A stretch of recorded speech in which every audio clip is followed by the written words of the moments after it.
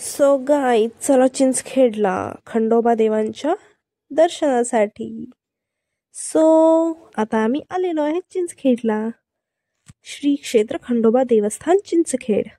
तर मग इथे मी ना चप्पल 2 साईडला ठेवला, एक एकीकडे आणि एक दुसरीकडे, म्हणजे कोणी चोरी नाही केली पाहिजे म्हणून.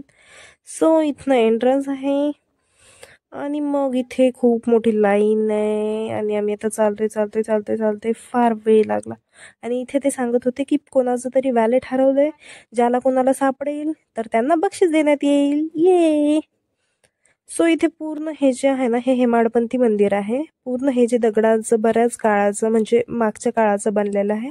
हेमाडपंथी हे इतिहासाच्या पुस्तकामध्ये आम्हाला होतं लहानपणी. तुम्हाला पण असेल तर कमेंट करून नक्की सांगा. हे जे आहे ना पूर्ण छोटं काम केलेलं, तर ते मला म्हणजे एवढं स्पष्ट दिसत नाहीये तिथे, पण ते फार छान होतं म्हणजे ॲक्च्युली आहे ते, बट मला कॅमेरामध्ये ना, म्हणजे ते कॅमेरामध्ये एवढं छान दिसत नाहीये, रिअलमध्ये छान दिसत आहे. सो इथे आता आम्ही मंदिरामध्ये आलोय. हे इथे जे लोक बसलेले होते ना, ते फार म्हणत होते पटपट चला. तर मग मी व्हिडिओ पण एकदम गडबडीमध्ये काढलाय. हे आहे खंडोबांचं वाहन, म्हणजेच घोडा. सो इथे आहे त्यांना ठेवलेलं.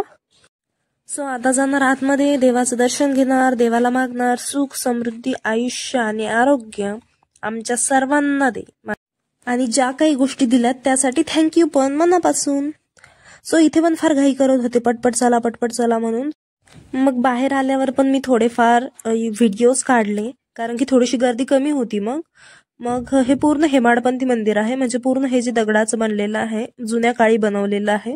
फार छान मूर्ती आहे त्याच्यामध्ये, म्हणजे कोरलेलं आहे ना, ते फार छान आहे. त्यांच्या वेगवेगळ्या ऍक्टिव्हिटीज आहेत. कोणी डान्स करतंय, कोणी असं डमरू वगैरे वाजवतंय, म्हणजे वादन करतंय. फार छान दिसत होतं ते.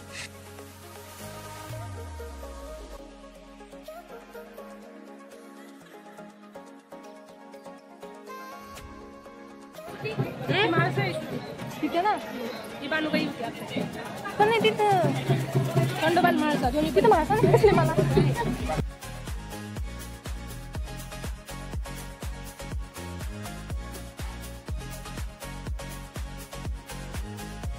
आणि इथे येळकोट जय मल्हार असं म्हणत हे जे 2 दगड आहेत त्यापैकी एक कोणता पण उचलतात आणि बघतात की आपल्याला कितपर्यंत तो उचलता येतो म्हणून.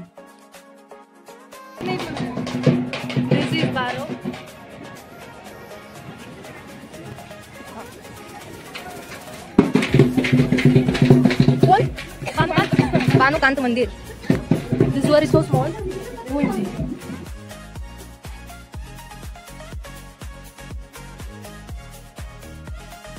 आता मी येत आहे मंदिराच्या बाहेर. सो एकीकडे एक चप्पल सोडलेली होती, तर ती तर सापडली, पण दुसरीकडची मला सापडतच नव्हती कुठे. तर मला